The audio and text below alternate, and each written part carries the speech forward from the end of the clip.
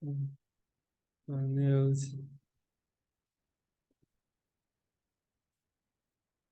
is still no sounds? Yeah, it has sound anyway. All right. Actually, it's fine. You can already see there are some concepts from the video. You can use a portal, place on the floor, on the window, or you can use the portal to do a lot of stuff to transport yourself or transport goods or a lot of things. And yeah, even the velocity, you can go faster and faster because of gravity. And that's part of the game. You can see there is a lot of things you can do with the portal.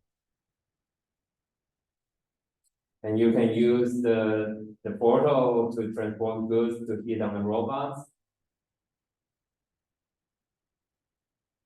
And there are some levels you need to solve with some impossible room which you have to use portal to solve.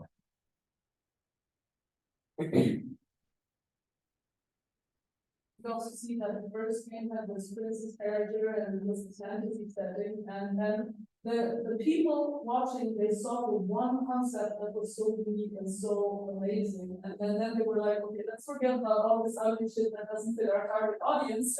You know, here are the resources to make it look cool, to make it fit a certain target audience. All right, and let's talk a little bit about structures. The general puzzle game loop is you are given with the puzzle pieces. That's all the puzzle pieces is already on the table. And then you use your brain work with your logic and to complete the puzzle. That's original puzzle games. However, some puzzles are missing. If there's sufficient puzzle pieces somewhere else, then you need to explore, which means you add in the adventure elements into a puzzle game.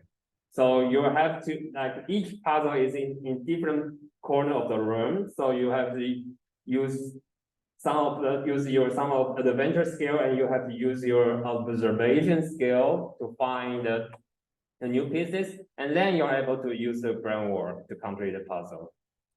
And then there is a third layer, which is you have to use actions. Like you have to do certain action to gain the puzzle. So I call it a loop chain. With the original puzzle loop, you add the adventure elements, and then you add the action elements. And then we come to this flow structure. You see from the start, there is object which is player spawn at the entrance of a new level.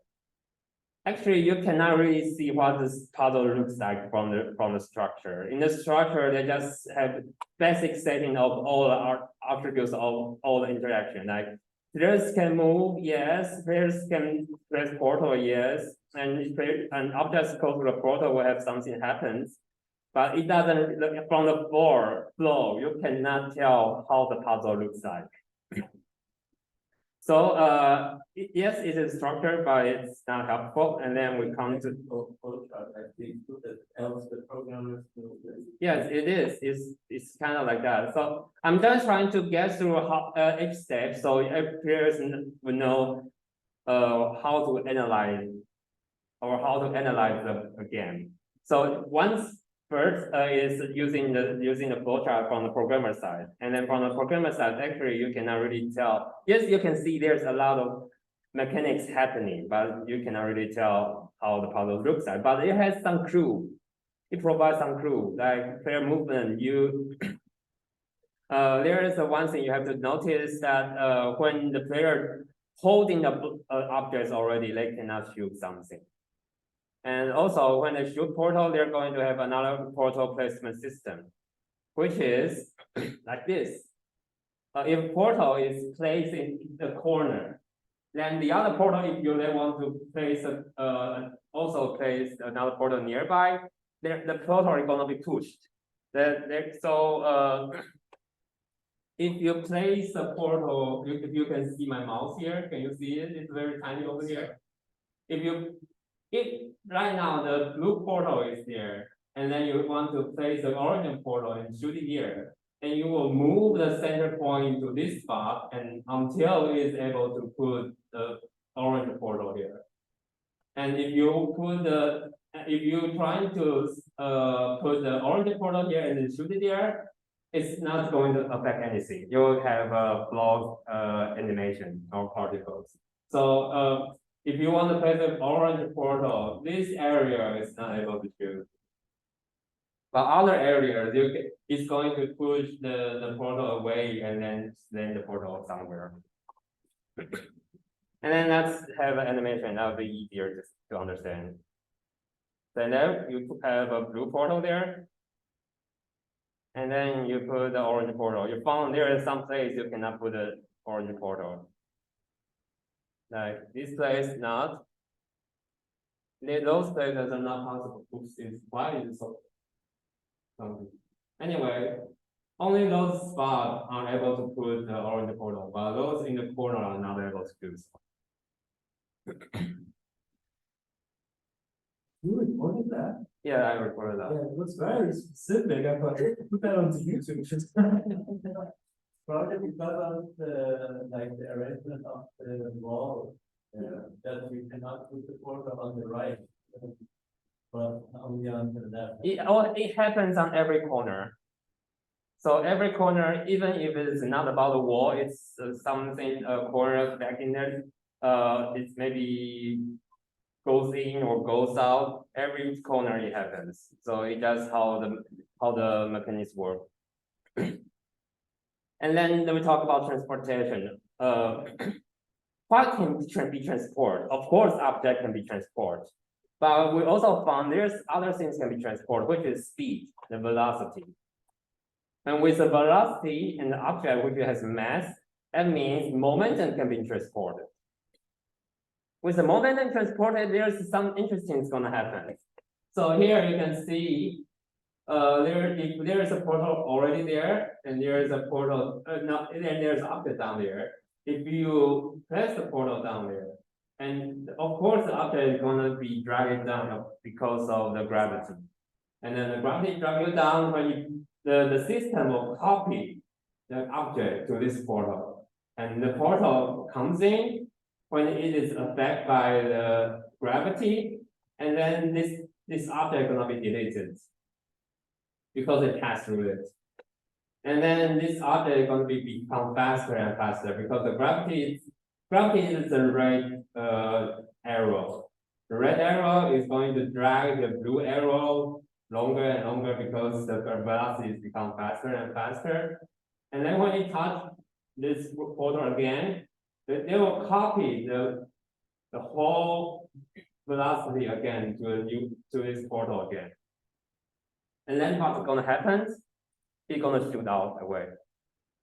So because they also copy the velocity, so you can actually flinging things. That's the term they use in the development.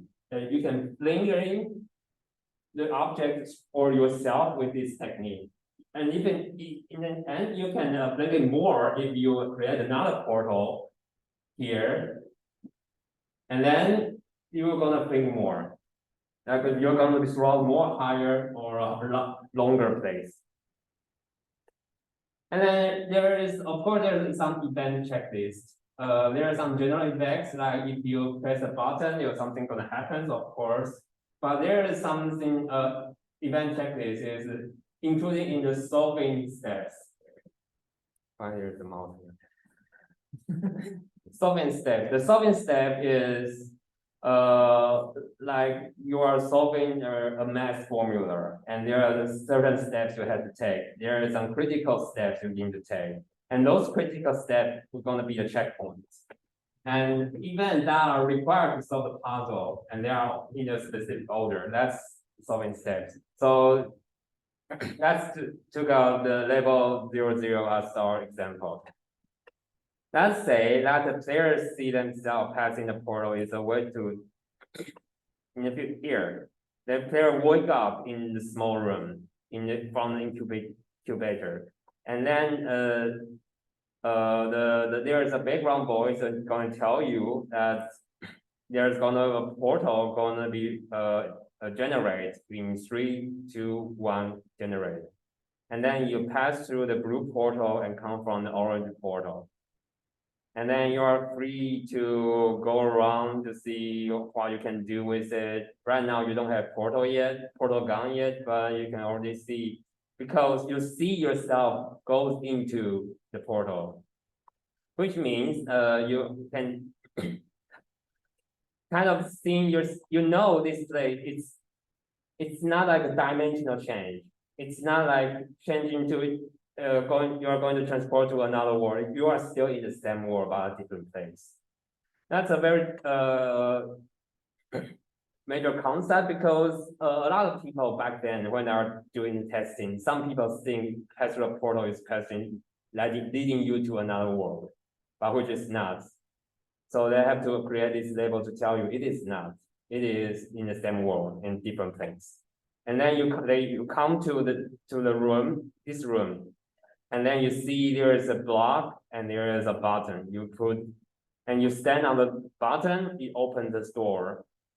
So, but if you leave the button, the doors will close again. So what you can only do is to take this giant cube to put on the button, and then you can go. That's a very simple step, very easy, just the first step. But just telling you, pressing the red button is a general event, but pressing a button with a cube is a solving step. So I don't have time to draw this graph with the lines and analyzation. But what you can see is there is supposed to have a cube down here. So in this wallow place, neither place, lower place, it's supposed to hit somewhere here.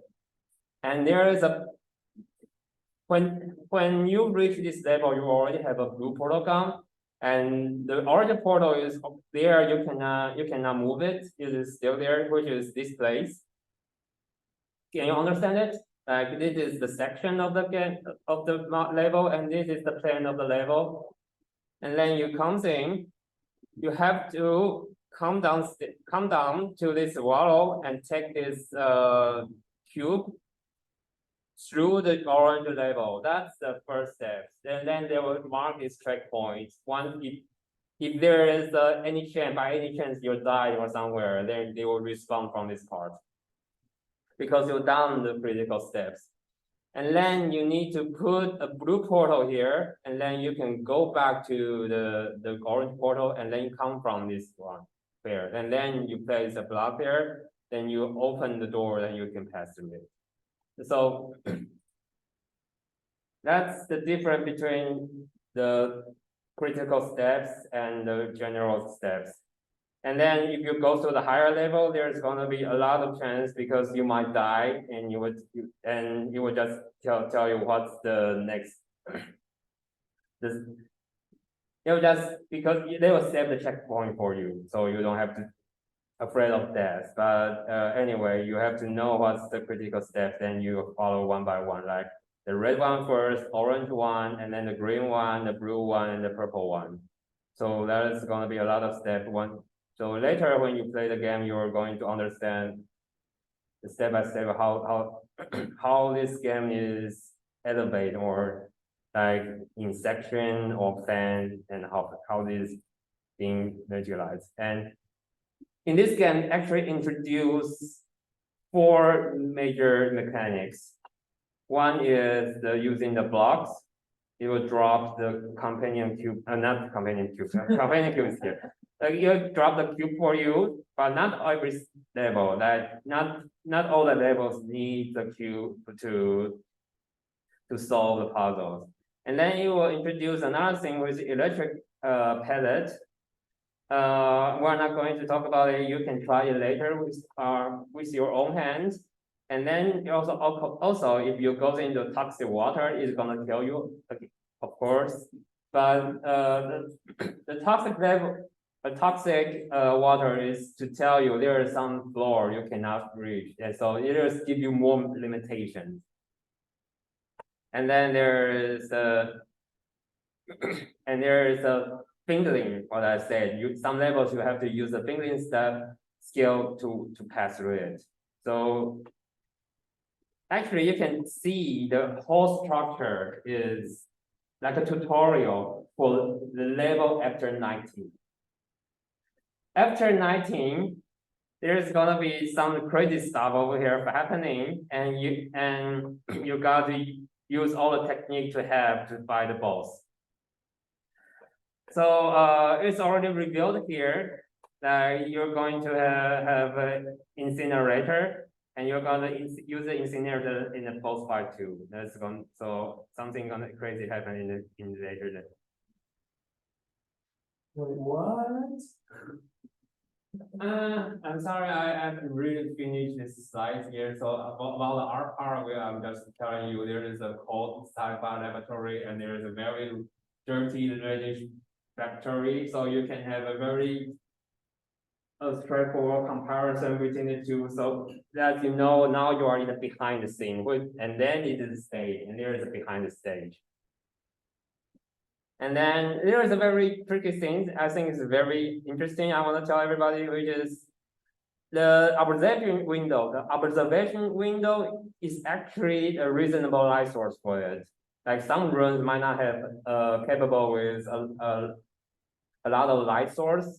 Like they don't have lamps in the room because they want to have most of the room has more like mechanics that let the player to place their portal, but in this room it's just observation window, and so they just use observation window as the light source, like a light bulb over there to light up the room. And if you want to have more information, you can play with developers comment mode. I believe it's a name because I played the Chinese version. But anyway, in this mode, you're going to see a lot of information from the devs, and what I counted is around 50 comments. I think it's around 50 comments or more, and then you would know more about this game. Yes. You have to play through the game first, but there is because I already had a record, so you don't have to replay it. So we are just starting with the developers commented more. But anyway, there's a lot of information you can check. And then let's hand it to Georg. Is it like a mode you can choose after playing through the game? Yes, after it's like a difficult level or something, but it's different. Okay, I mean, you can find it in the game. I've never seen it before, but I've only played it once. So. I believe they added in the recent year. That's added like 2 years or 3 years ago. So it's very recent. Oh, okay. Oh, now you're handing it to me? Yeah, I was not prepared for that thing. Okay. Oh, wait. How does this work? This is magical. Oh, boy. Okay, boys. Look, you gotta know, right? This is kind of like the Woodstock of puzzle design, right? Usually when people talk about puzzle, it's like, if there's two people, it's like, ooh. So what I prepared for you is actually more like a presentation for people that want to design puzzles, make them games, because I like making them games. How does this work? I don't know. Hey, how does this work? What? Oh no, use the button here. It's using it. Oh, crazy. But it doesn't work. Wait, I need to see what's going on. So who I am. This is a very serious slide, so people please pay attention. My name is Professor Gito Georg. Some people might know me as Press Gito Georg. Today I am Professor Gito Georg. I have a PhD, which means puzzle affecting area. They just come out all of me, and I can't stop it at the worst times. Studios I have worked at are my home and CGL sometimes during breaks or when lectures are performed. Yeah. No, actually, what I want to talk about is what I worked on so far, because I make games. I can show you stuff I've made very shortly, actually. Because it brings that, right? Rotosaure, I will barely talk about that, actually. Theoretical insights, which is going to be the majority of my talk, actually showing you how puzzles are made, because it's tricky. I don't know if you know that. Some things are badly screwed up during development, so you will probably also make the same mistakes if you try, but then you will You don't know, I also know them. And I chose some good puzzle game power people because there are so many. I just chose 3. Sacrifice is not one of them. I'm sorry. Jesus man. Anyways, what I worked on so far. This is what my HIO page looks like. For some reason, right? Greta, it's not Greta, but and I can find it, but she always mentions this drill game. It's just a little jam game I made. She'd be like, the game Georg made is like the drill, and like this is like one of my worst pieces. I don't know. She keeps mentioning it. It's so annoying. And actually, he's amazed by a lot of little things. Yeah, I don't know.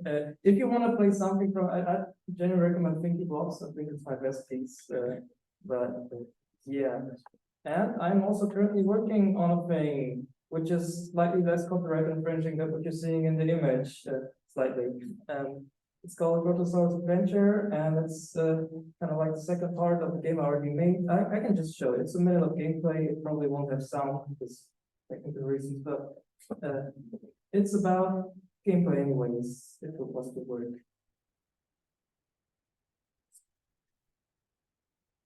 I love that frame rate.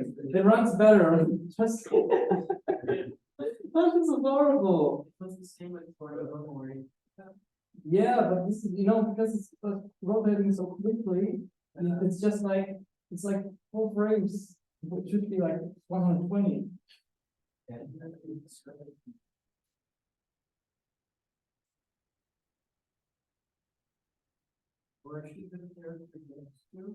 Oh, the objective is just to go to that little curve. Yeah. Oh, right, that's coming. Okay. So no more slender. I mean, we did slender.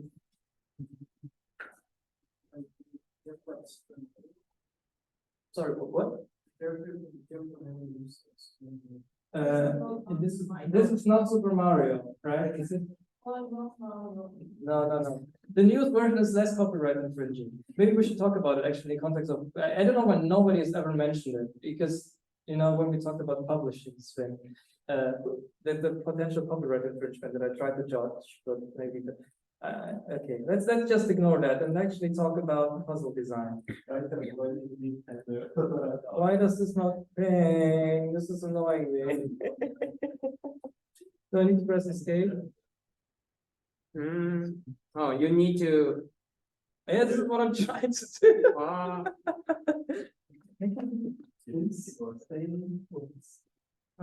Okay. Why is this then?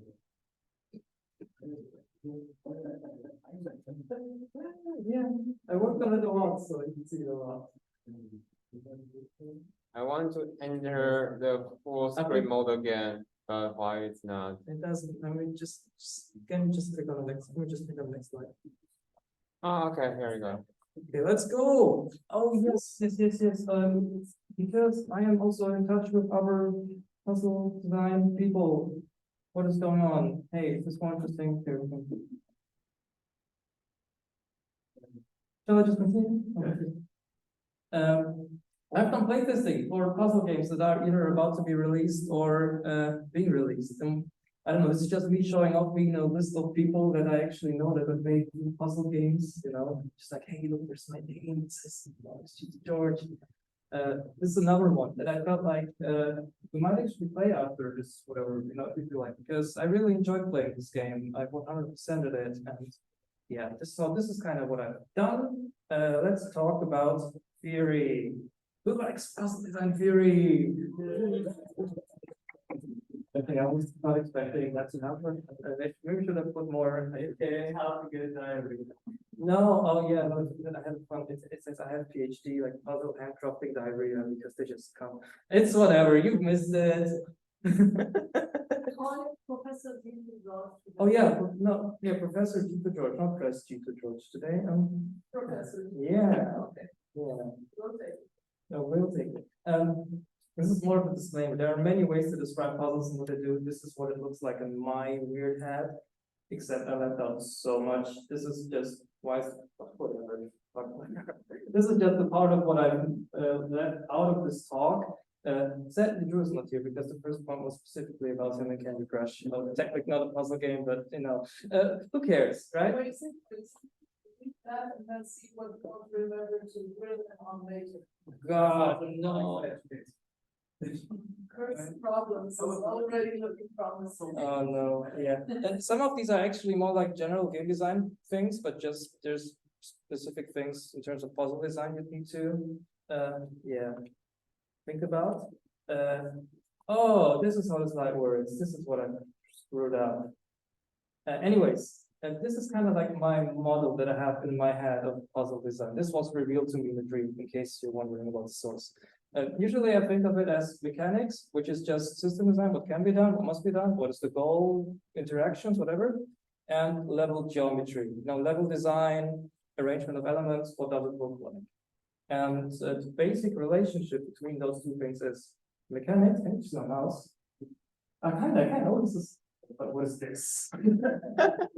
That's fine.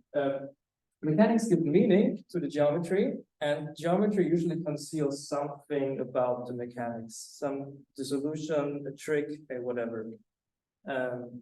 And solving the puzzle just kind of means looking for what the designer has been hiding in the geometry. So I thought it might actually go through that process. Oh, this is what you was waiting for. But not in terms of my games, but in terms, sad. I just created a fake Emmanuel style. You know what I'm talking. Thank you. I worked on that one well. No, these are just some lines and figures and whatever, right? And without context, this could just mean it's a top-down perspective kind of thing. It's a platformer. It's part of a weird UI. But because I want this to be a platformer, this is how we're going to look at it. This is what I mean just by mechanics give meaning to geometry. And this is a puzzle. It's a very difficult puzzle that you will usually see in AAA games, where your character has to do this.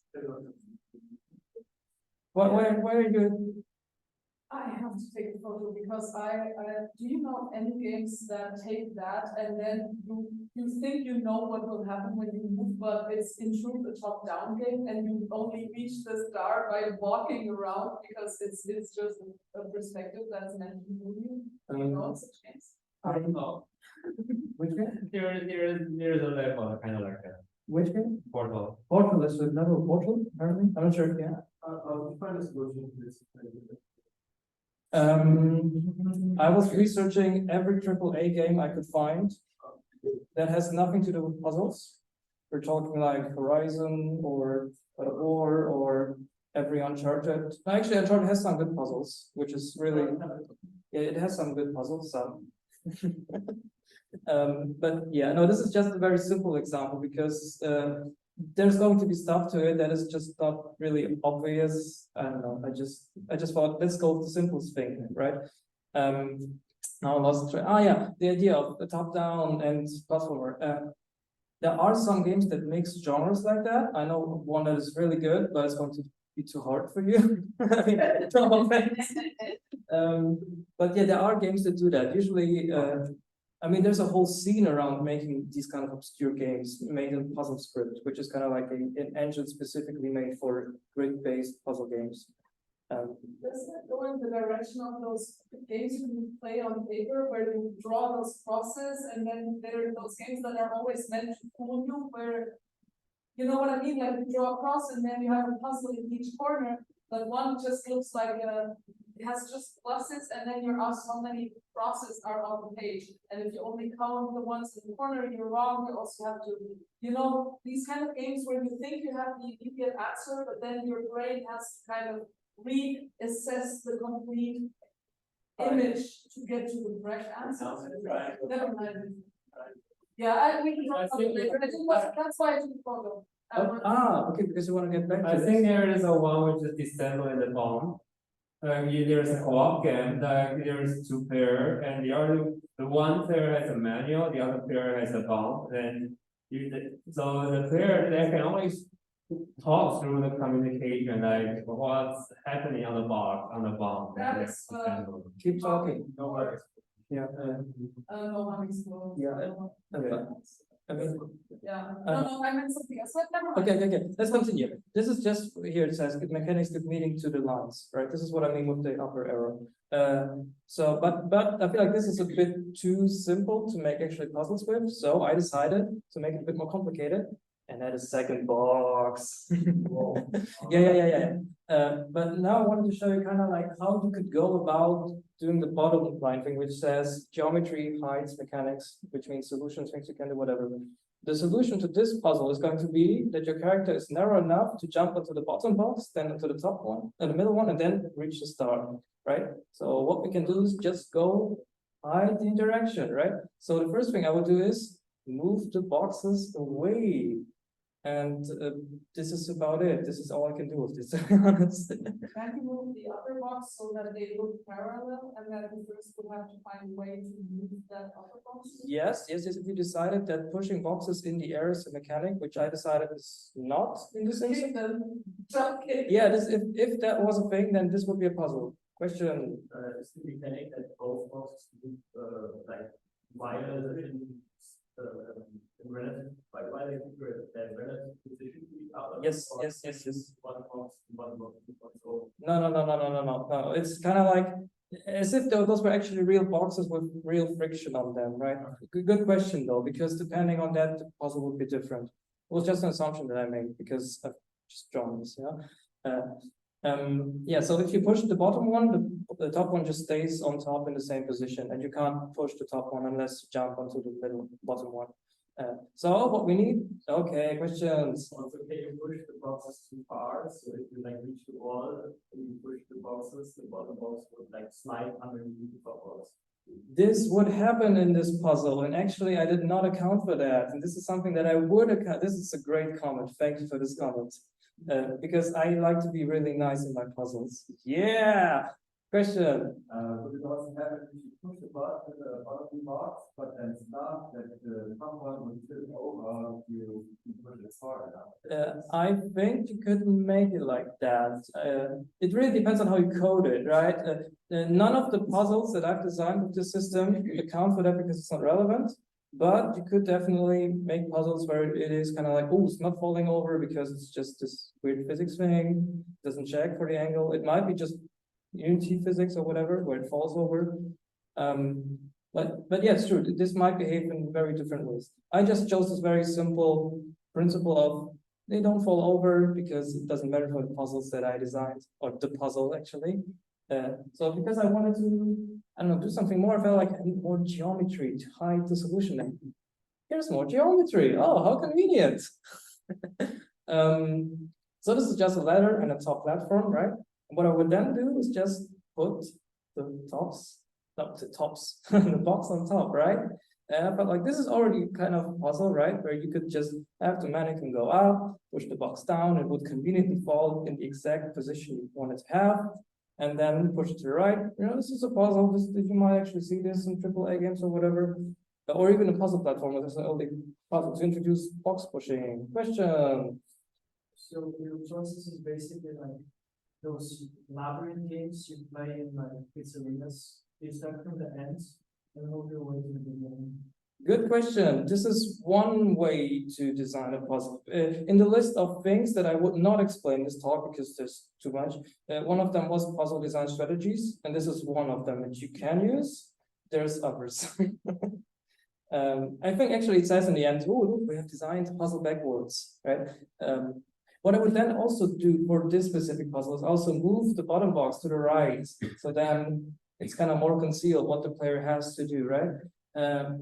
And the last thing that I would like to add to this, which is really subtle, and I would also do it actually in this place now that I've made me aware of it, is add this little notch in here, so that when a player pushes the box to the left, this notch is meant to lead them to stop there. I mean, they can't push over. This is the assumption they can't push over it anyways, right? So that when they walk up and they push the top box down, it stays in the correct place. Just because I like to be nice to players in that way. Because to me, it's not part of the puzzle to figure out, oh, do I have to move an inch to the left, to the right, or whatever, you know? It's kind of thing that I would like to give to my players.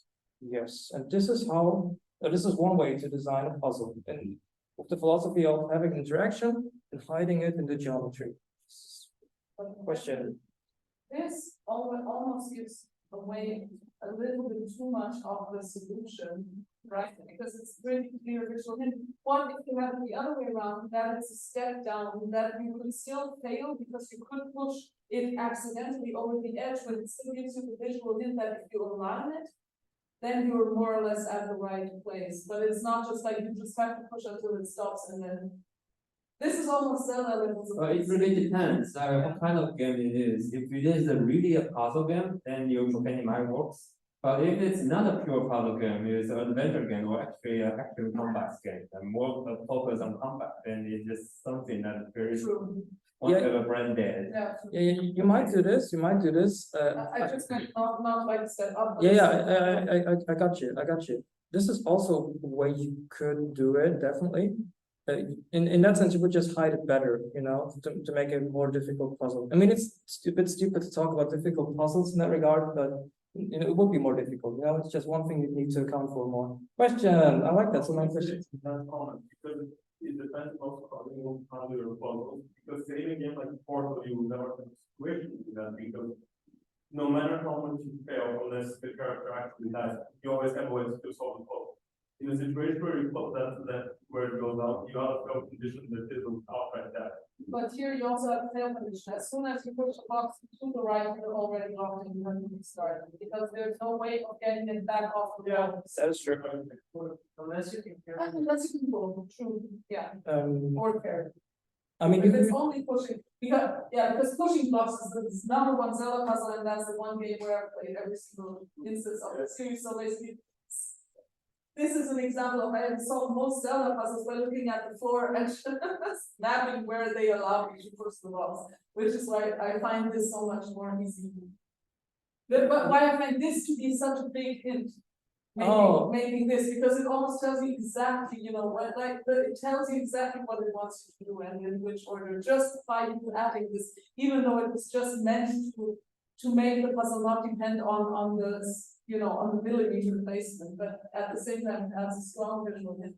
yeah, it's true, it's true. Comment or question. And also, it's easy to disguise story within by getting rid of the ladder and then making one step into the staircase. That's like leading upwards, so you have like two levels and you go down the stairs and this is the end of the area. So you could disguise the little corner as like a part of the staircase or something. I like that. Yeah, it's true, it's true.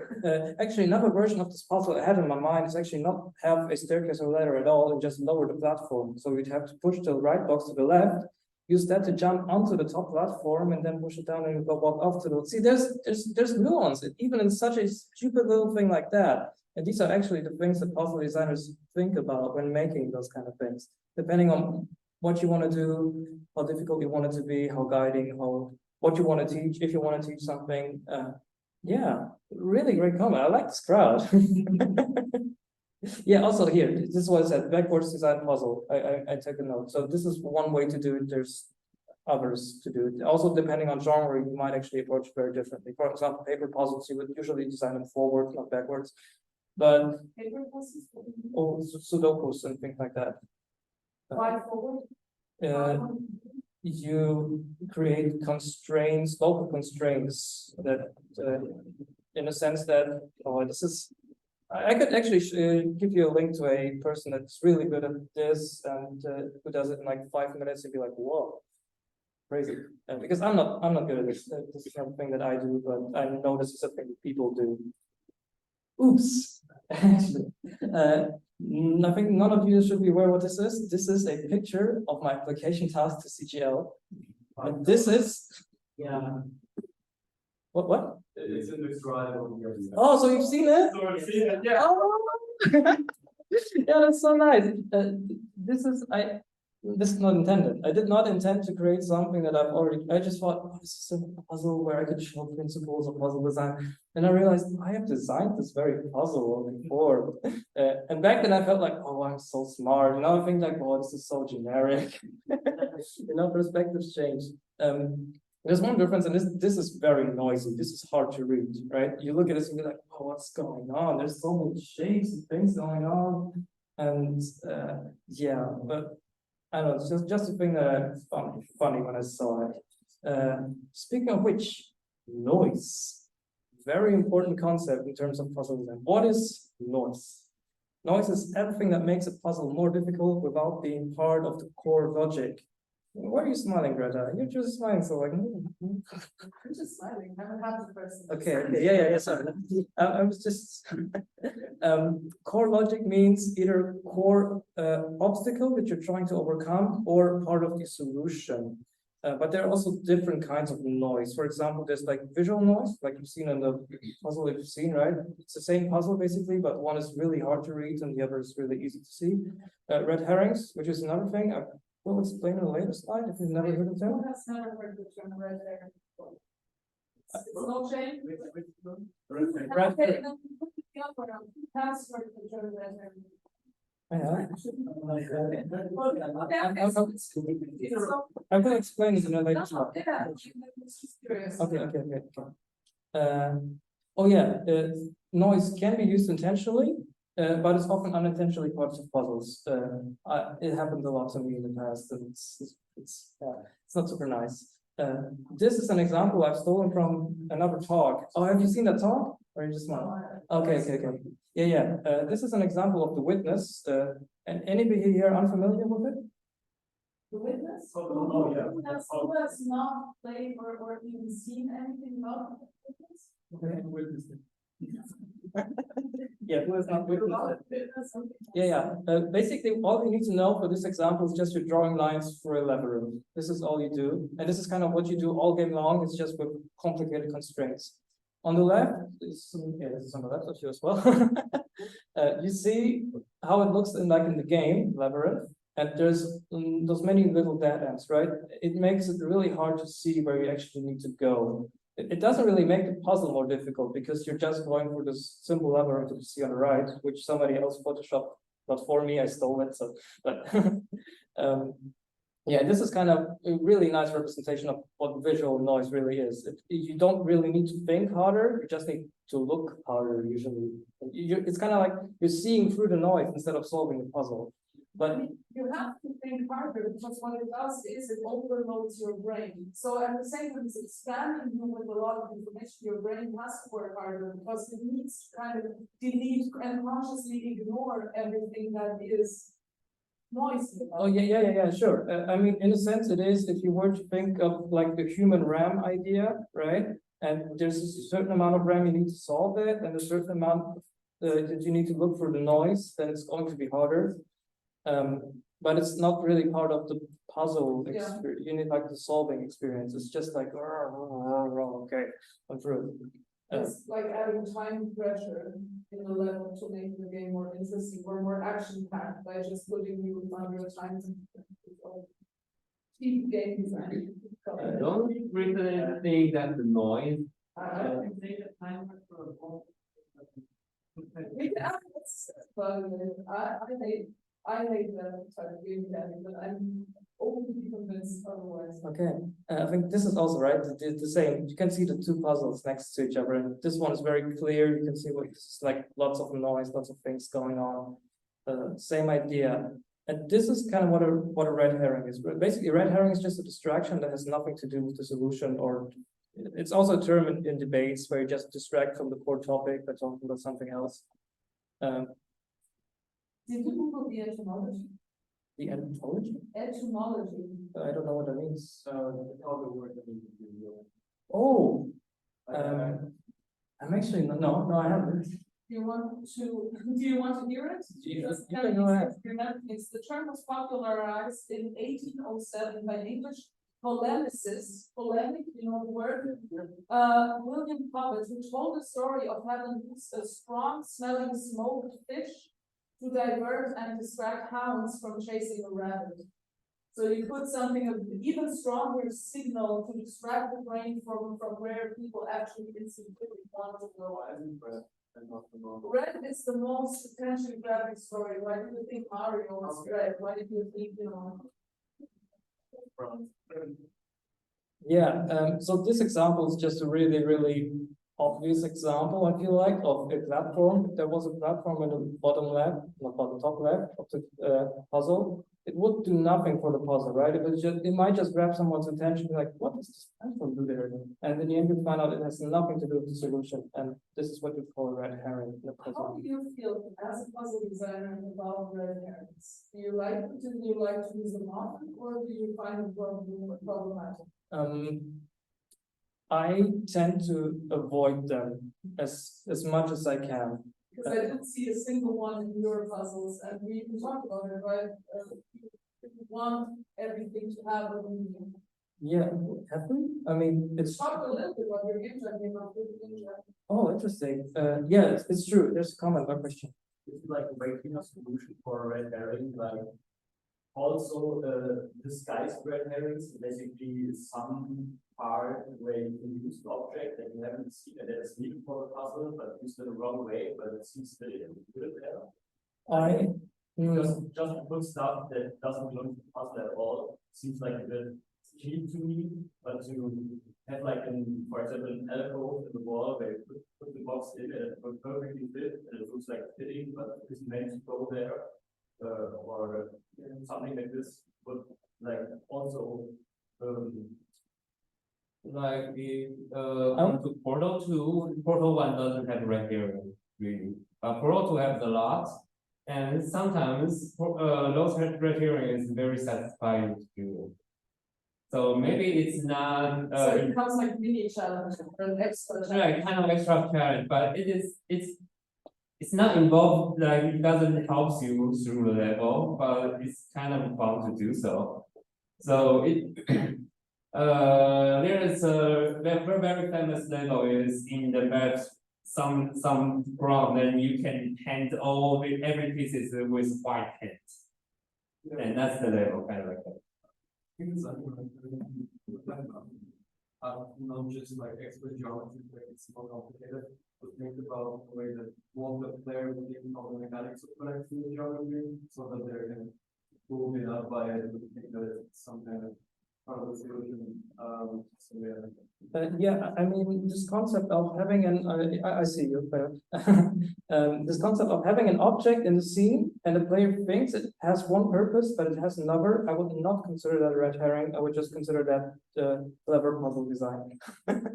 I mean, there is like this shtick about puzzle design, and some puzzles are about leading the player to an assumption, and then they go for that, and it doesn't work. And then I need to rethink. It's kind of like Mark Brown, what's it called, Game Lab, made a whole video about that, right? And this is one way to make a good puzzle, right? If the assumption is just about something that is not part of the solution, I feel like it might be cheap. There are definitely reasons to use red herrings, I feel like. And I guess there's one situation where I feel like it would be the case, and that is if a puzzle without the red herring would be so small that players would accidentally stumble into the solution, and you want to avoid that. I feel like this is the only situation where I would ever consider using them. But that's, and I think a lot of puzzle designers that I know would agree, but we're kind of like a bubble who all make similar games and all that. But yeah. And I think it's interesting to think that in certain games it might end up working out there. Say if you're making a card puzzle game where you have a certain set of cards you can play somehow. And you usually say, okay, I'm making a puzzle, I want to make sure that there's immediately see the obvious cards to play, because if your hand only has the things you don't even have to play, it becomes obvious for the first time. So I'm going to give them there some extra pieces in their own hand, in the visibility, kind of treatment. But the byproduct of that can be occasionally that in trying to get with their expertise, you might have to give them an alternate solution. Yeah. So in more open-ended styles of game, which I know we're not going to go for open-ended puzzles, which you mentioned at the start. Yeah, it was actually in the list of things I won't be mentioning. Yeah, so maybe kind of a side of red herrings in those for us, especially red herrings can start becoming their own use of Yeah, actually, I mean, Hearthstone had like this puzzle mode, right? And I was a huge Hearthstone player. I was top 1,000 back in the days when I'm in Europe. And I also played the puzzle mode. I think their puzzles had cards that you did not use in the solution, right? Yeah, it's true. But they felt like they might be, and this is how they used it. Yeah, question? How would you call this red herring bar thing? If you have a silver star on top and you use the first cube to get on the bar to first collect the silver star and only then collect the gold star, is then the bar still red herring? Or is it extra gameplay that is not needed for the solution, but gets you more playtime and more exploration reward? I would not call it red herring in that context. I would just call it padding. Having. Yeah, I would call it padding Yeah. because as long as there's no new idea introduced by this bar, I would just call it padding, which is a fine thing to do actually. I've seen many games like You're also not a pattern, right? I don't do it in my games, but for example, like Inside or Limbo, like those kind of platforms, I think there were like hidden things sometimes in the corners or extra challenges. And I never minded them, but also those games are more about aesthetics and less about the puzzles, even though there are puzzles in there. What about the small variants in Japan? Ooh, That's interesting. I never thought about them as anything like, I mean, to me, they're just optional challenges. Oh, you mean, what would I call them, padding? I mean, Also, Where's the difference? I'm not sure collectibles and puzzles have like unnatural moving, so I don't think I've seen like explicitly puzzle games also have this kind of collectible star-based elements or unnatural moving. I think there's something that's Angry Birds. I'm saying you have not seen them on, or you have seen them on? Have not. Yeah, I wanted to say the mobile games with that Angry thing Birds or and all of these, like any mobile puzzle game has this company. I'm not good. No, but there's something something. Those are all games, like, people think about that, but, they are completely valid games in their own way. And actually have a lot of that, the only question, like, in themselves, in their pure selves, and then you have to, reflect a little bit about the marketing elements of it, but if you isolate it from that, I don't think you should just let it in. I don't think it's relevant, but it's not what was in my mind. Like Angry Bird maybe more like an action game, not a puzzle game. But for example, is very specific exam, and almost all the games I played at that time, they all had this, like this three star mechanic, and last exam that was like super huge and in the mobile games. You could say that it's specific game. I need to check it. I have in my head, I remember playing some puzzle game where it was kind of get the optional objectives as well. You need to actually rethink the puzzle again and find out. That's adding the adventure element into it. But Mario Odyssey was like that, like I feel like almost every movie was I think in the context, for example, adventure games or like RPGs, you can have puzzles and then have, for example, there's a chest here, and you need to solve a puzzle to get to the area, for example, then you need another item to get to the chest. But kind of, it's not just collectible, it's just okay, like a star. That's kind of too far. That's the level. The level. There are many games. It just a big game with puzzle elements. Yeah, exactly. That's why I was referring to how it's seen. But isn't like Pac-Man basically a dynamic puzzle game with the exact same mechanics? Isn't that You can get like the little power up and it's eat the ghosts, and you want to like increase your high score, so you have to eat the ghosts to get the highest high score. I mean, Is it puzzle or is it action? I will call it a puzzle game because they put it out. I mean, you have to solve the path. You can't solve it. But it's because you can. Maybe we can stop right here and excuse me. so, Not too far. oh, wait, I actually forgot I was in the middle of something. Wait, No, yeah. okay, yeah. last right now, you heard what it was star there on top of Yeah, it. it's a lot like the puzzle. Yeah. I am not under the impression this would be a red herring, it would just be like padding or something, at least in the context of this very thing. Yeah, I could also talk about more like Pac-Man, the definition of puzzles and whatever, but I don't think it's really helpful. No, stop, why did you say that? Like the whole discussion erupted. Okay. One very, very important thing of puzzles is they have at least one solution, and that solution always works if put in correctly. This is why Candy Crush can't be a puzzle game, because there is randomness involved, or fake randomness, but you know, And Pac-Man as well, right? I'm not sure about the AI in Pac-Man, because the thing is, if the AI always behaves the same reliably, right? You could, in a sense, consider it a puzzle, in that it has a solution, it has a dominant strategy. This is what CGL has written in his book, like the art of game design. I had the discussion earlier with a friend of mine about the game and AI, the ghosts, and they have their own personality, so they have roots they behave after, but the roots are either decided by a random factor that plays into the AI, like every cross section they decide by 30 or 70% check to like follow the rule or not, or it has something to do with the tick update of the AI and the position of the player. So depending on your position, the AI will move the ghost in another way. So I guess if you always do the same way, route 2 would work, then it would be solvable. But if there is like randomness involved, and you're not sure about that, then it would.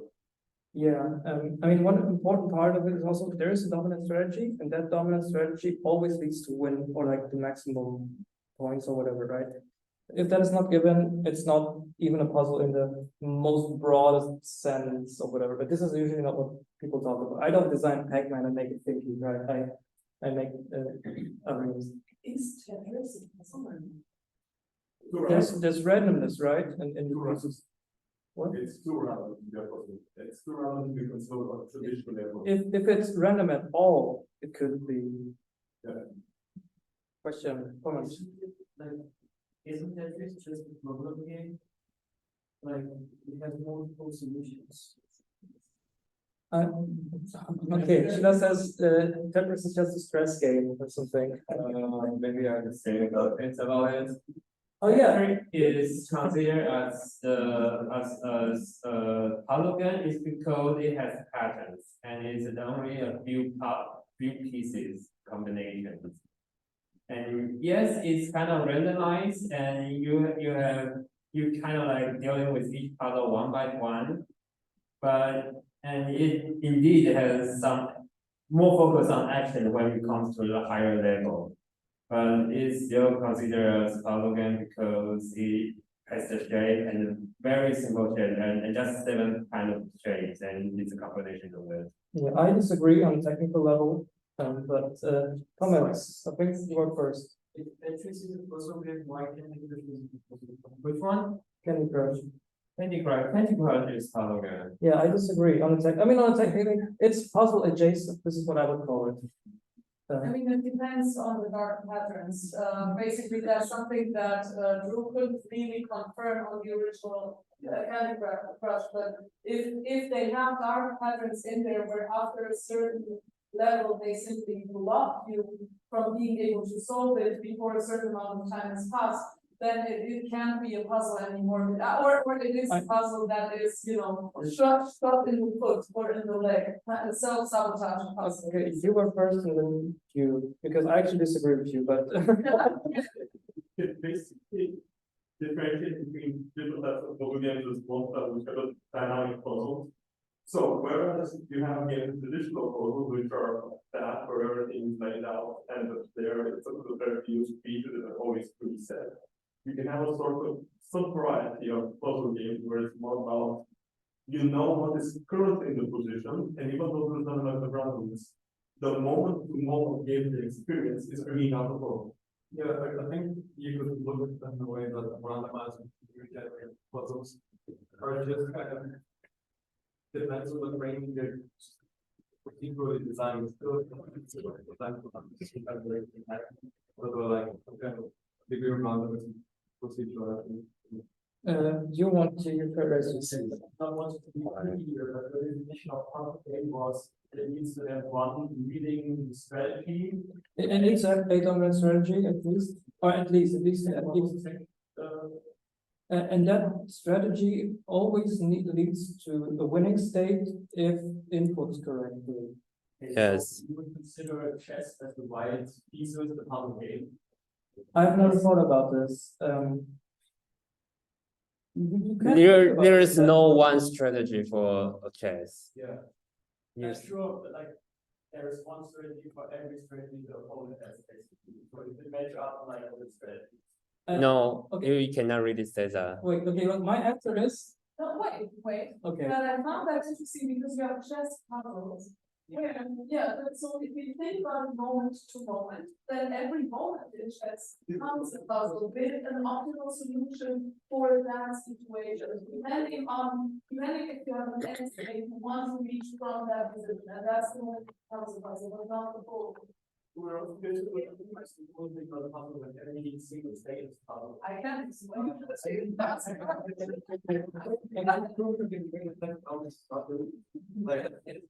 The moment the gameplay is, kind of technical test, like, okay, I can determine what my main thing is. Technically, you would calculate every single scenario, even though that would take. You're talking about planning.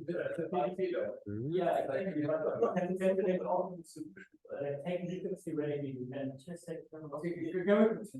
okay, I wanted to comment on the chess, right? Yeah, I think that's a really interesting thought, and my answer is, we don't know because we haven't calculated the whole game trees, but if we had, we could definitely say yes or no. I'm assuming it's yes, but yes, but.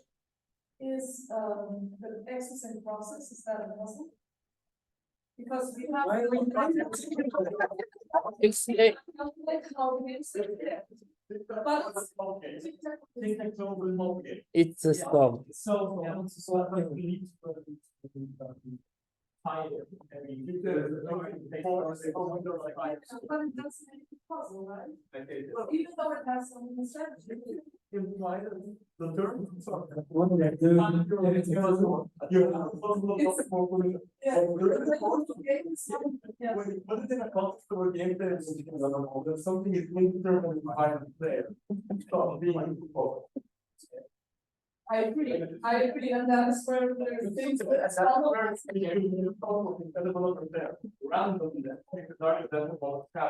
Essentially, instead of having a situation where it remains a true puzzle because everything is clear, by adding random or another player, then you got an element of security.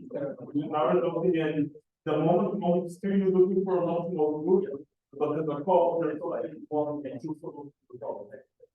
I think it's looking something up. I'm scared. I don't wanna. You don't want to say that. I don't know.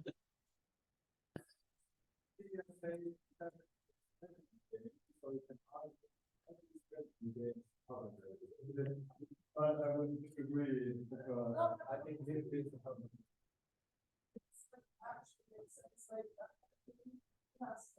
When we think of something of as a puzzle, how do we know, like, it's simply the camera is there is a certain situation where a moment in a strategy game can be considered a puzzle. It feels like Excuse me. As a puzzle, but in its overall setup and the way it's like and the way the puzzles combine and that is Because let's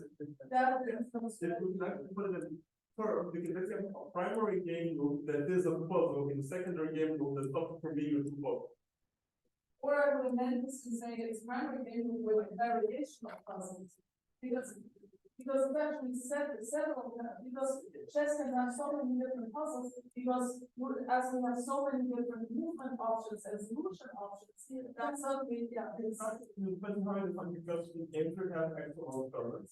You could define that the primary game loop is your turn, is your turn, one side is your turn, which is that side is a puzzle. But you can have several turns to the solution. So excuse me, it is under development. It's my theory. I haven't published it. I haven't talked about somewhere else yet, but actually that's why I have this session. Like I break down. That's not happening. Can you zoom in? Can you send out something? Please not, because I haven't finished yet. But never mind, let's put it out now and then you can get. It's already out, just it's in a very hidden place. Anyway. Puzzle. What? Exactly. Actually, you can already link it through there. Anyway, what I have here is puzzles are frameworks that which only check your logic. So how this genre is being divided divided by how it is played. So if you are going to have more play like the puzzle with action or puzzle with other things, that's because you add more genres into it. You blend with other elements. So in the puzzle action game, which is with the given pieces, and you use your physical skill to place the pieces to a place you want to place, which is Tetris.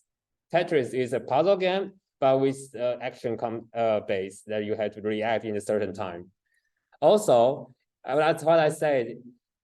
A puzzle with adventure and with actions come together, then you will have a what I call as a game loop chain.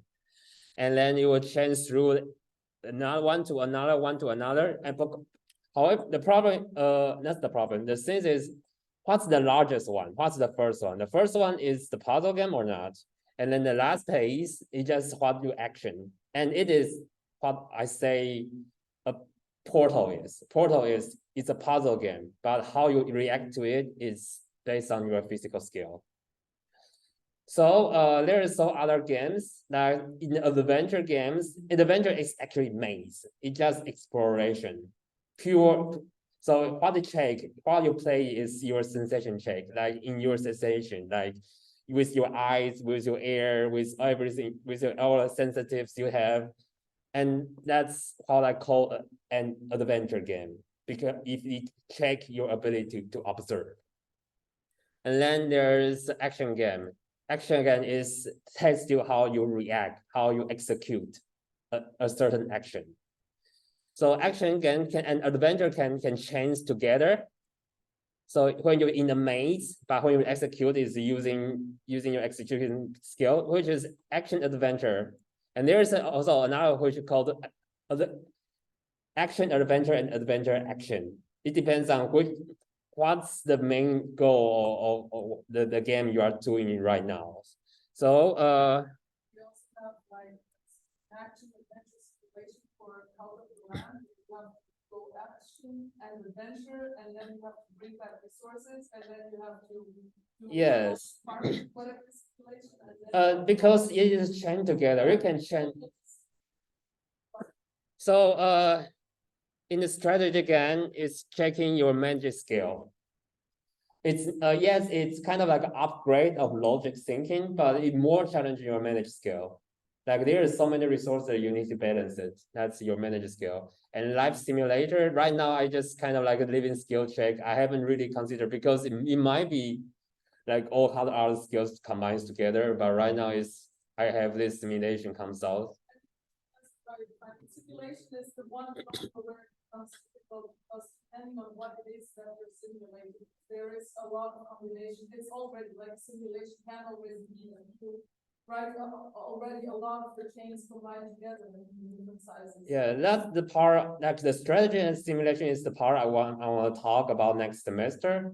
But right now, let's just focus on these three: puzzle, adventure, actions. And what I have here is this graph.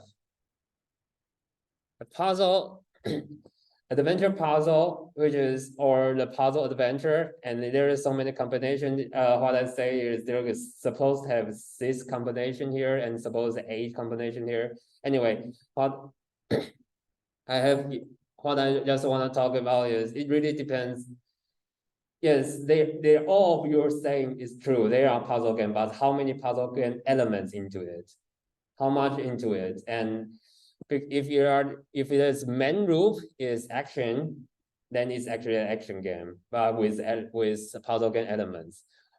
And of course, if it's the adventure game, of course, there's gonna be a lot of collective stuff, and there's a lot of places you can go. Then there is no red herring because all places are just places you can explore. Then there's just minor role with adventure with puzzle game as their minor role mechanics into their game. So that's my opinions in this whole system, with this whole system I'm creating right now. Yes. Yeah, I think that's a really, really good take because what consider like all the games we have listed, for example, chess would be then a logic puzzle game. It's like maybe logic game, but then it has like parts of the puzzle game in it and look like on smaller bases. I would still say chess is a strategy game because it is managing a lot of stuff. Yeah, strategy or logic. But of course, it has puzzle game themes into it. But you could argue that strategy is a lot of small different puzzle things glued together until it's one carpet of all those smaller. But it's not always true. I would argue there's strategy also involved because we real decision making work. Even though we can say like chess puzzle for a third, you still have to decide what's the leader to best move. So it's also simulation. Yeah. Oh, it's a management, right? I think you're right. You kind of have to this. That's like strategy for me. There's a something what you can have most of the final. Strategy is the moment you can pick different solutions and go over the files with different reasons. Okay, yeah, like I wasn't going to say that logic is the way to go, but it can also be strategy. But what I want to say to Nick's point was that it isn't true that every strategy game is a puzzle game. You look at example for the Settlers, it's like a game where you manage your resources and get some resources. I would consider it a strategy game because there is strategy involved, but it isn't a puzzle game at all. Yeah, you know, you're absolutely right. As soon as there's a certain degree of randomness, especially with sellers, like I I think that's where my definition of puzzle is closer to George's. It's as soon as a certain level of randomness comes into it, it moves away from that. Sellers is a good example. But by the way, I'm not super happy with my definition as well. I feel like there's definitely fuzziness, and also one more thing, it doesn't fucking matter for making games. Yeah, it really doesn't matter. Yeah, it's a lot. Yes. How many more? Or not anymore? Okay, nobody. Just so I have. Yeah, thank you for the guest lecture in the middle of the guest lecture. Excuse me. Oh, you already spoiled the next point. Ambiguity. Yeah, actually, I want to mention another definition of puzzles, but then I thought that's maybe not happening. Because, you know, many people have thought many things about it. Yeah, and I feel like it's an interesting topic, but it doesn't matter for making games. Ambiguity, though, this is a thing that makes my heart hurt sometimes. Because I've seen puzzles being developed or like by other people in CGL, and they were almost amazing, except ambiguity. This is why I want to talk about it. You're going to elaborate, right? No, this is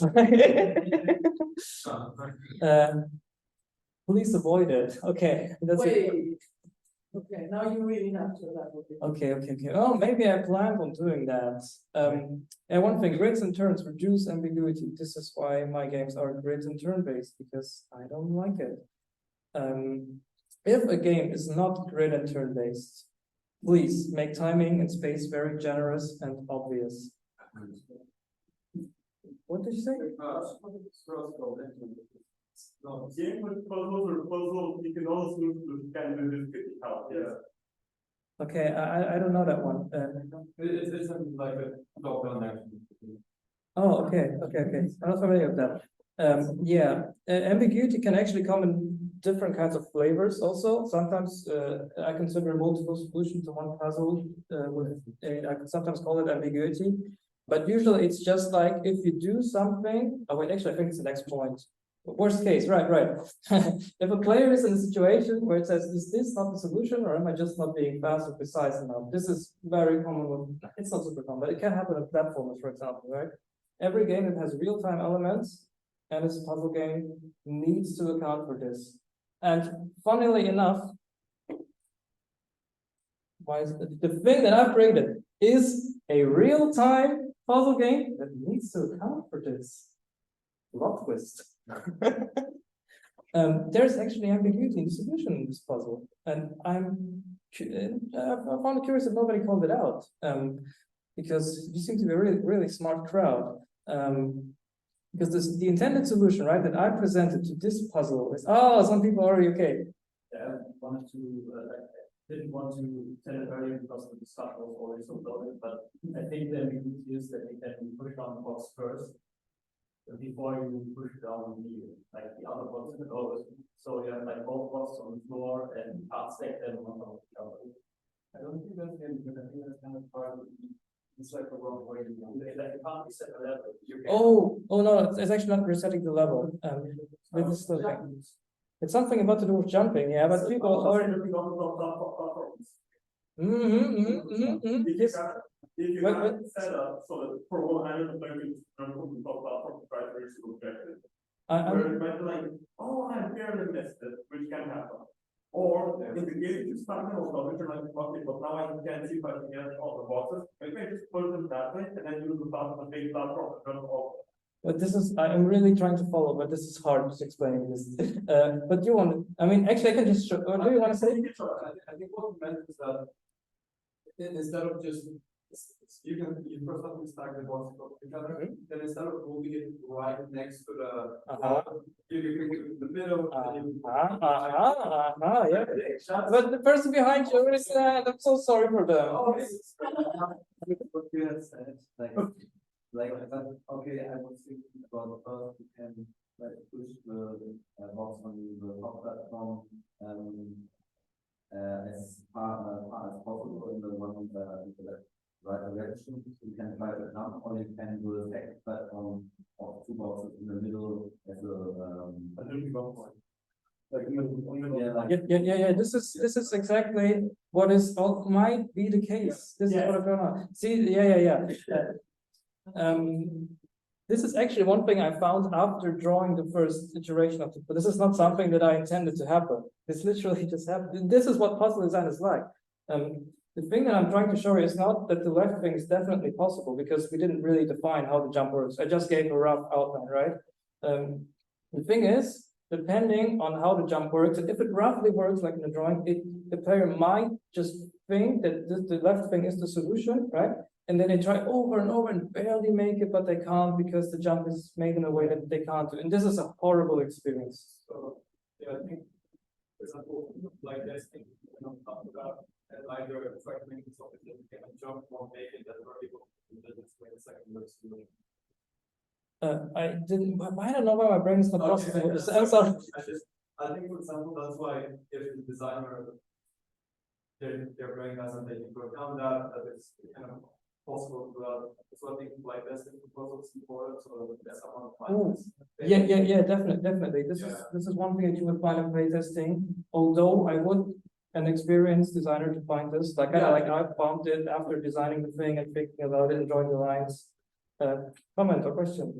Easy way to solve this would be just to add like a wall coming from the top, like an overhanging arc from the roof or something that hinders you to make people first or second jump, so that they there's only the option to put in both boxes underneath the arc and then jump up the box afterwards. I like that people are already talking about solutions, because I brought two as well. Surprise!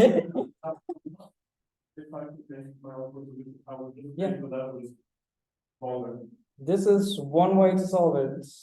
Sheila, because she didn't say anything already. Well, not really work with like just change the mechanics, and you cannot jump it over, but you can only climb boxes. Yeah, that's true. That's true. It would be a different puzzle, I guess, in a sense, but that's true. You're talking a lot. I want the quiet people to talk. You first, then you, and then.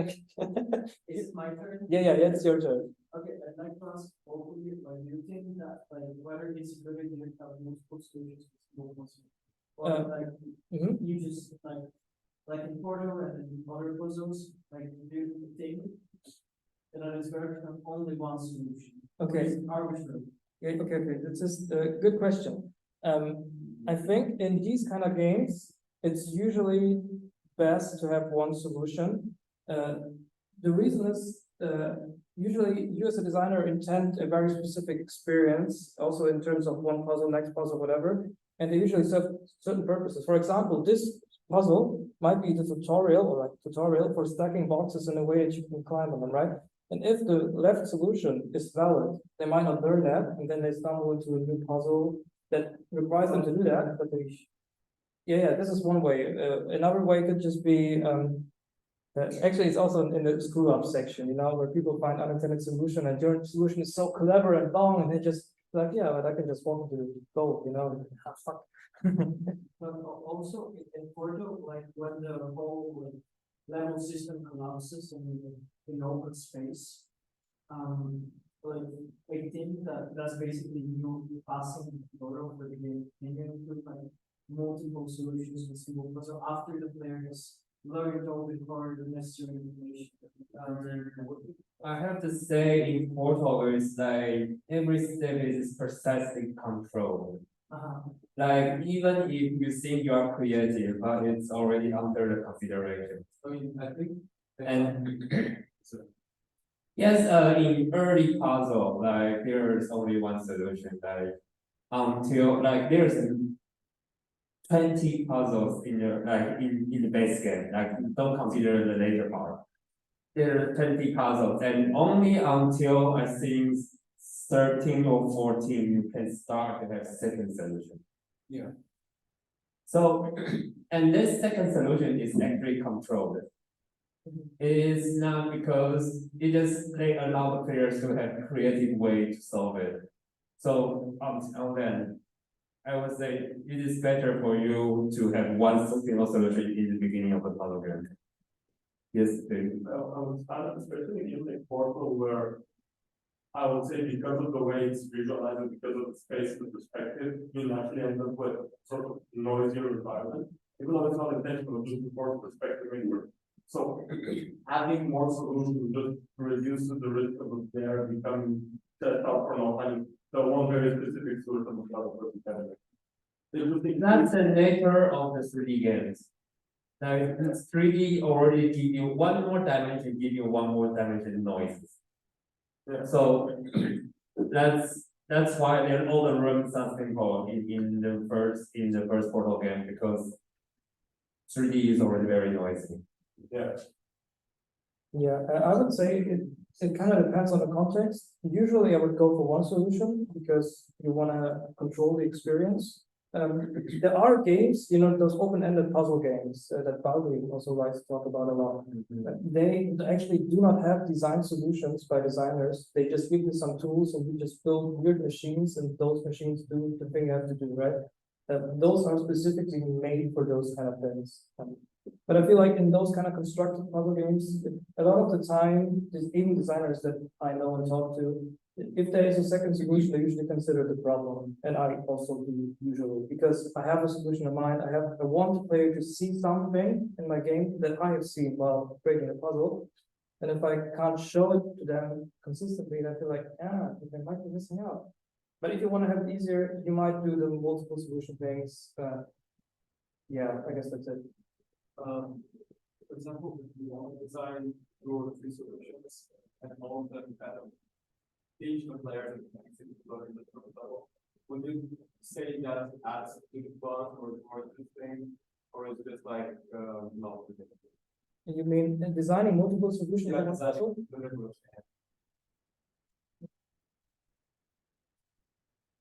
What I usually do, like personally, is whenever I find that one puzzle I've designed has 2 solutions, I just try to split it. I take the puzzle, I fix the one solution and put the other solution into another puzzle. This is what I personally like to do. Just because it means my solution hides some kind of truth about the system, and the solution that was found usually also does, unless it's like a really, really cheap thing that I've missed, which happens to me a lot actually. But if it's actually something clever, I feel like, okay, I can design a puzzle around that thing then. This is what I like to do, but people might differ. So it's the second solution, it's also something important for learning the system, and that's better to create its own puzzle, because if you don't find one, if you find one, you're going to find the other, and hiding information for the player, right? Yeah, this is one thing that can happen. It's not necessarily information, it's just, I mean, it's in a very vague sense of information, but it's understanding, it's just the experience, finding out, oh, you can do speedy thing in and out of the portal, which is, these kind of things. You don't want to hide those usually from the player. Who goes first and the player time? Oh, No, you were first. okay. I just want that if you want to look at it from the perspective of having multiple different solutions, that's where like the proposal things like that and writing further and coming to say. Like if everyone intended obvious solution, with more there's another way to go about it. Having something like that can help channelize something else. Oh, that's a very good point. I've actually seen games do that, especially when they have connected puzzles, where you have sometimes you can sneak elements from one puzzle to the other, and that so adds a whole new world. And this is this is what you use to get the star, the special star, not the star. That's the bonus star. that kind of being aware about it there and using it to encounter by making it so clever for strings in the next one.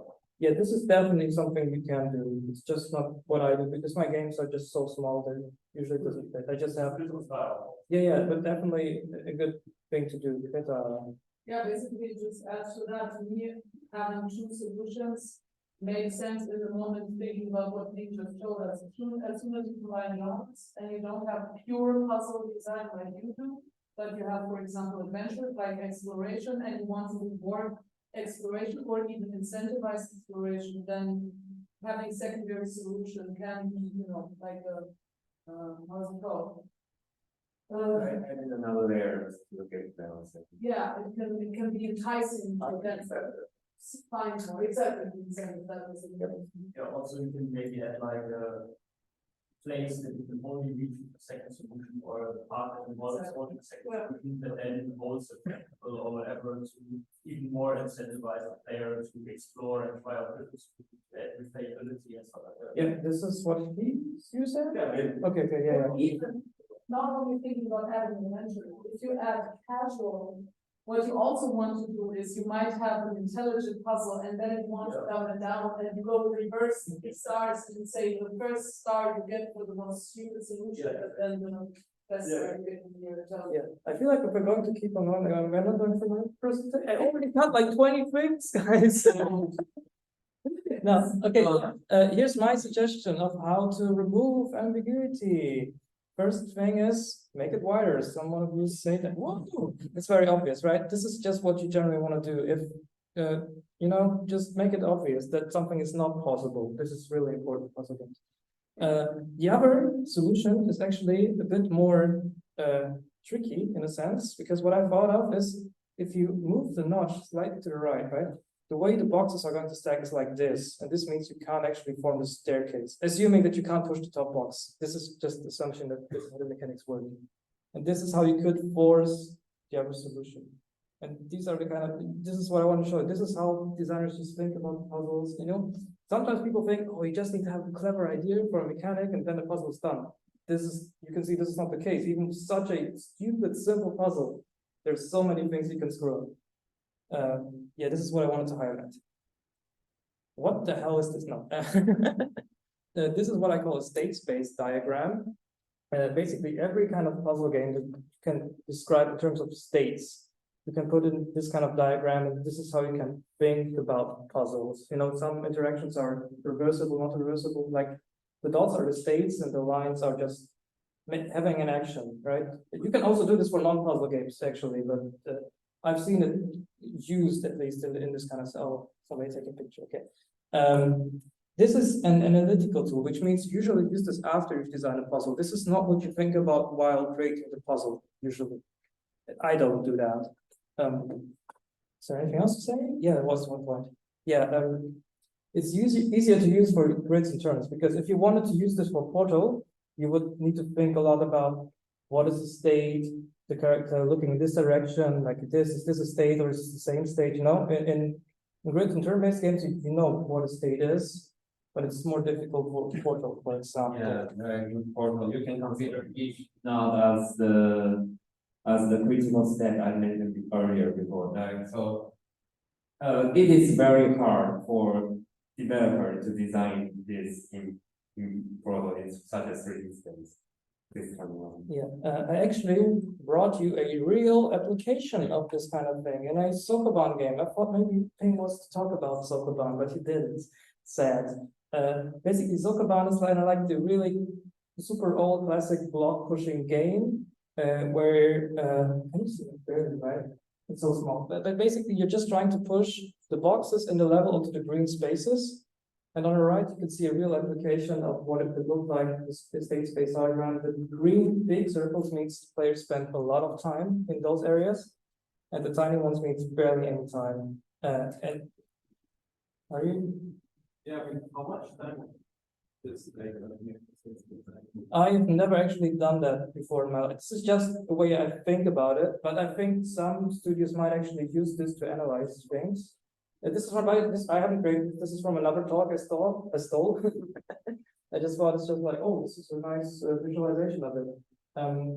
I actually in screw up sections, I've drawn you some kind of things I screwed up, and you can see really nicely where I screwed up in the state space diagram. This is why I wanted to show you this. For example, in this kind of thing, you can see that there's this choke point here, right? And this usually means something, maybe you could cut this whole thing because the puzzle is just getting to this point, and after that, it's just, you know, these are the kind of things you can think about when designing puzzles. Okay. Okay. On the right side, all the positions that the character can be as soon as the main wave is free, right? So that's why you're saying you can cut that latest. You could, I mean, it depends. I haven't actually played this puzzle, so I can tell you what happens. But this is just a consideration you might think about. Yeah, depending on what you actually want to create, right? Sometimes you just want to have this kind of choke points in the game because you want it to be difficult, or maybe this choke point is just the critical moment in the puzzle that makes you realize, oh, this is what I have to do. And then people realize it, and they just quickly go for the puzzle because they figured it out. Yeah, I was just trying to understand this using abstract graphics. Okay, to me it's kind of very obvious, but I guess it's just because I'm used to thinking about this question. If the players were figured out after the choke point, there wouldn't be like this complicated mess of think afterwards, because like every player would have gotten straight to the end, basically, taking the like a short or like the somewhat optimal path, and as you can see, they like explored a lot more of the area after. Yeah, they did, but the important thing is the circles are tiny, which means players spend barely any time on this. Every circle after the choke point is tiny, so only like a small amount of player base made it to that point, and then those players explored a lot more than they had to. I'm not sure, actually, I haven't considered that because I think this is really just a graph for all the players that have made it through the puzzle. But I might need to check this again because this is how I understood this graphic. Because then exactly, then the circles should be as big at the choke point as they should be on the start if the circle size is at minimum. The circle size means amount of time spent in that state. Which means like many players in the beginning, they just sit there and think about the puzzle, then they make a move. Oh, it's whatever. real time. Yeah, it's real. Oh, wait, no, what's that one? Okay, so it's time, not amount of players. I think it's time. This is how I understood it. Actually, this could also be the case. It's amount of players, but I think that could be weird. It would be amount of players and only like 1% of all players that try to set it with as well. Yeah, actually, you could grab both of these things with these kind of actually good point. I hadn't even considered. To me, it was always time, but it could be amount of players that actually got there. For me, it's time as well because it makes no sense as a player, and it also makes no sense with text because they're not definitely not known. So why does it not make sense with the amount of players? That would be a very interesting graph with amount of players for games like Candy Crush, where you don't want to know exactly when you lose your players. Right? I mean, this is within the level, right? But yeah. I don't know, for puzzle designer, if you're a manager or you're kind of a financial, looks into the financial, then maybe it makes sense to you. But I don't know, for puzzle design, I think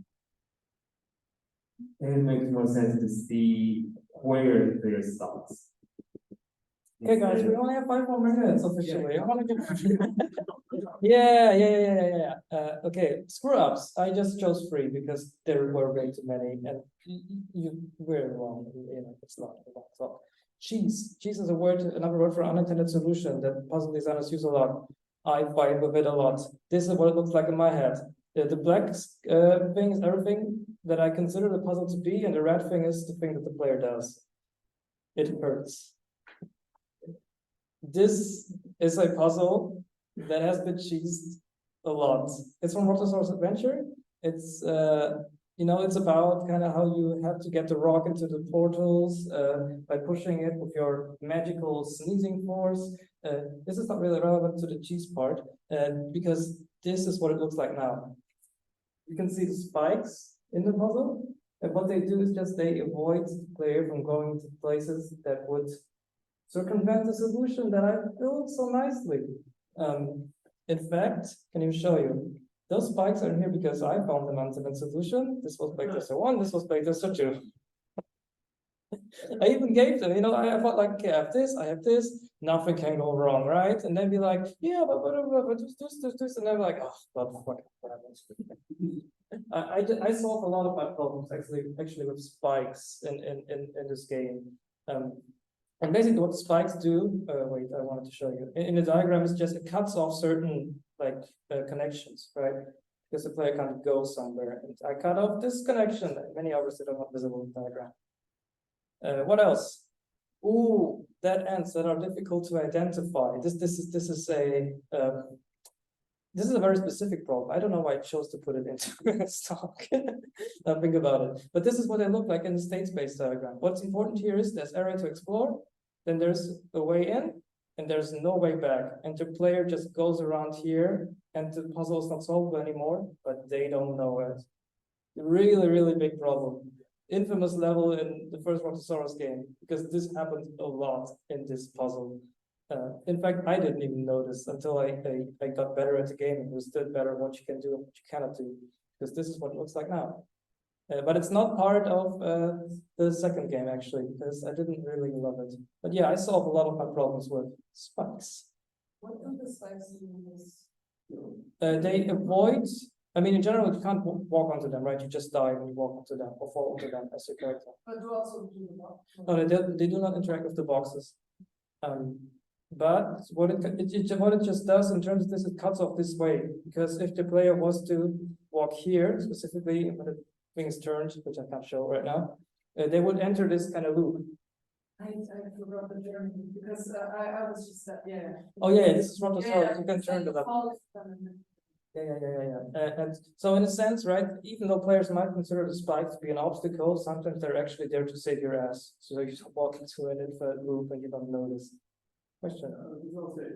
In the context of the game, that's actually an interesting way I know some people who begin to solve them or asking, okay, there's a lot of dangerous stuff there. Meaning the developer also says something. Like dangerous stuff here the developer says. And this is like saying, I thought those there because if they weren't there, something might happen. Yeah, I think the intuition of most players is actually they are there because it would mean it would be an easy solution without them. And oftentimes that's the case, with the cheese thing. But sometimes I actually use them to make players not fall into traps that I didn't mean to set. I mean, this is very specific to this kind of game, but you can kind of do this also with other games. But yeah, dead ends that are difficult to identify, big thing. If you don't want to make it something that's super evil and hard, because some designers do that, and then you will need lots of those kind of things in there if you want it to be that. But Rotosaurus Adventure is meant to be approachable. Yeah. What else? Oh, not making a puzzle library earlier. This is a big one because one thing I noticed is that those libraries, they're not only organizational tools, and I'm really bad for organization, but they're also design tools. I've taken a screenshot, which you can't really see anything on except many, many puzzles. These are all the puzzles that yeah, this is intentional, so you don't steal my design, all the puzzles I have designed, a lot of them actually crossed out, which you also can't see because it's so thin. For my new game. And one thing I noticed just by looking at the things that I've already, wait, are you trying to steal something? You can actually see which puzzles you're missing, what kind of combinations you have thought about, all of those kind of things, which, because after I've done this with the puzzles I had, suddenly puzzle design was so much easier because I had a visual reference for whatever I want to do next. And this is the end of Screw Ups. Oh, it's 9 p.m. Okay, guys, really cool puzzle games. I don't know, have you heard of Islands of Insight? Anybody? Yeah, that's good because it's actually kind of like a big budget, kind of huge puzzle game, developed by Elliot Grant, cool guy, really smart guy. It's kind of like, imagine a puzzle MMO where you trying to take screenshots. Look, it has match-free puzzles that are actual puzzles without randomness, and they're good. They're actually good. It's so amazing. Yeah, but it's also, there's like many different kind of puzzle types, like paper puzzle types, whatever this thing is, I don't even know.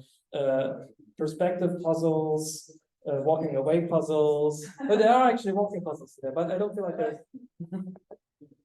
Wait, you're saying on development, so you don't know the developments? Yeah, I know, kind of like, developer, but there was an open beta for it and I've played it. But I also, one of the actually diagrams that I had was from the developer of this game. He gave a talk about puzzle design in his first old. I'm really curious about this thing just because it has like 10,000, it has basically as many puzzles as Candy Crush, but they're real puzzles and most of them are good. Like by my standards. How many? Tens of, roughly 10,000-ish. Yeah. I mean, he like basically the guy that he's not one person that's making, right? You haven't seen what it looks like. Well, how do I do this? Yeah. Basically, it's like one guy put lots of money into it, hired like 30-ish puzzle designers. I don't know, and they're all just pumping out puzzle after puzzle after puzzle. And you just walk around and it's like 3D world, and there's some of them are actually bad, but I don't enjoy them. I don't think they're interesting, but a lot of them are just really smart puzzles. Yeah, kind of like this. I don't really interesting project, and I thought, if you haven't heard of it, now you have. Enigma by Jack Lance. This game is wild. It looks like shit because it's a puzzle script game, and most of them look like shit. Wait. Oh, Among Us. Okay, I didn't even think about this. What?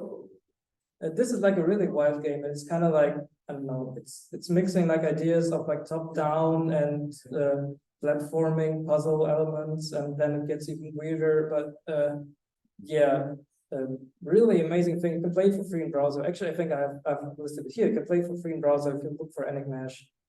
But it's really difficult. It's difficult by my standards, and I sometimes enjoy it really.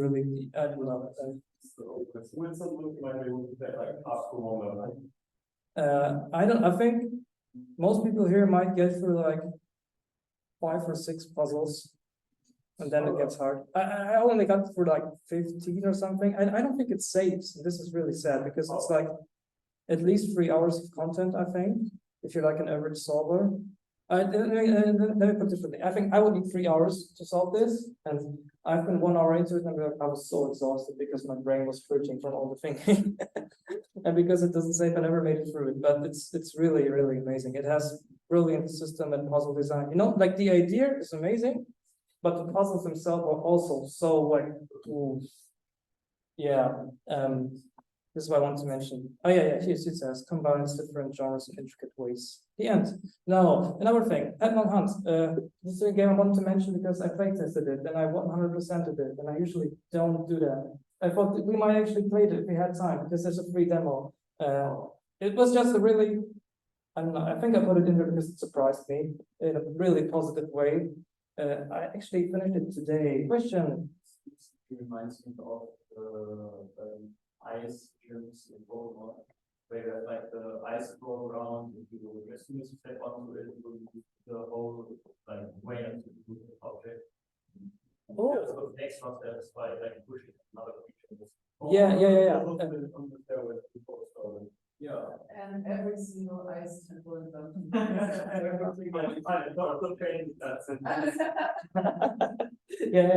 This game actually gets, there are many different mechanics of different blocks you can actually push in there. They're not, I haven't taken screenshots of them, but it's really intricate. I think it has like 100-ish puzzles, a bit more than 100, and Is this classic Sokoban, would you say, except for that you're chasing something else and not pushing? it's very close. This is what you would call a Sokoban-like or something. Also because there are actually boxes that you can push and will push in this.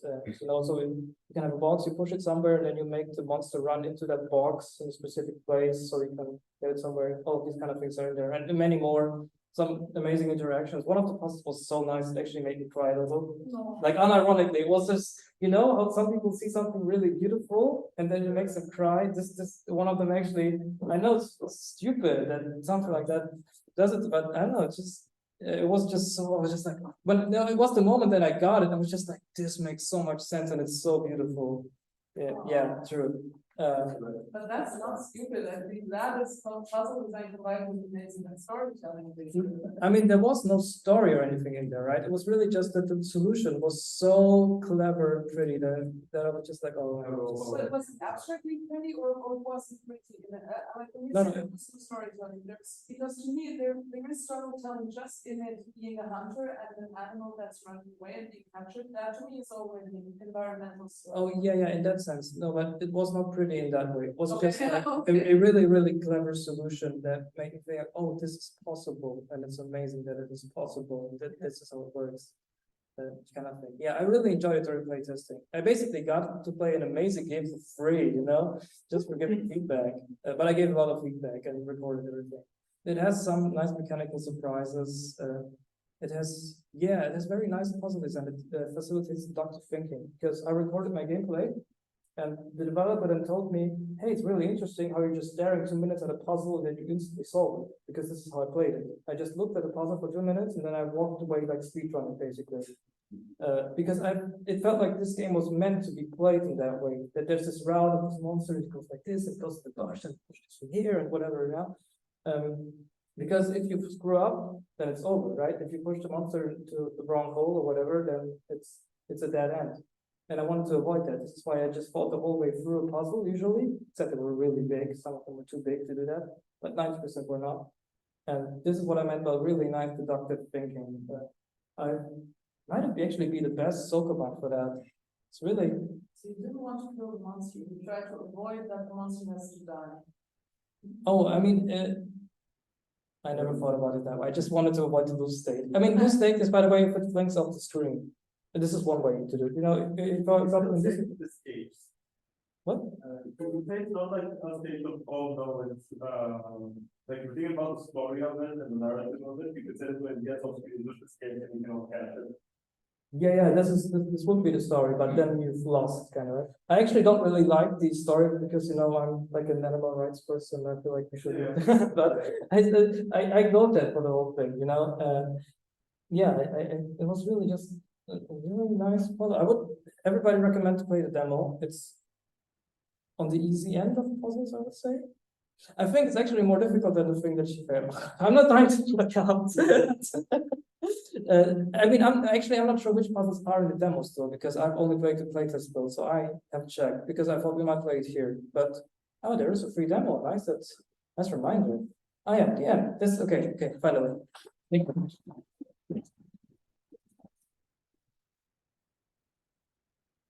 Yeah, I don't know. So I believe you've already asked all your questions. yes. Oh, good point. Well, Oh yeah. Okay. Oh, great. Yeah. Oh, come on, fuck off. This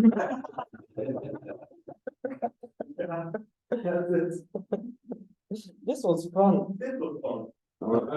Thank you for having me back.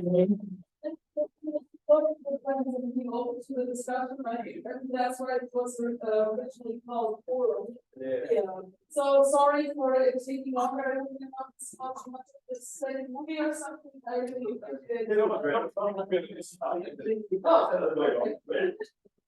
very nice. What is something next? What was the topic next week? Just as a short teaser. Next week is Jump with Kai. Jump. We're going to talk about platformer. Okay. That's cool. So if It's pretty lead, but there's a portal in this computer. The useful kind of models. It was really good about the mechanics and the geometry. It's like someone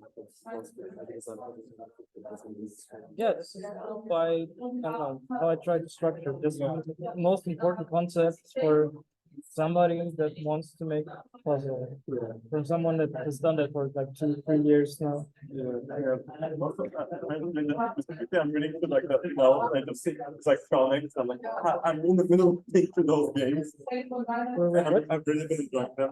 But they're just such a vastly different side, logically. Which games? There's like comics games. Oh, there's like, yeah, it's true. Those are like, They fundamentally work with different approach of how you want to start the portal game.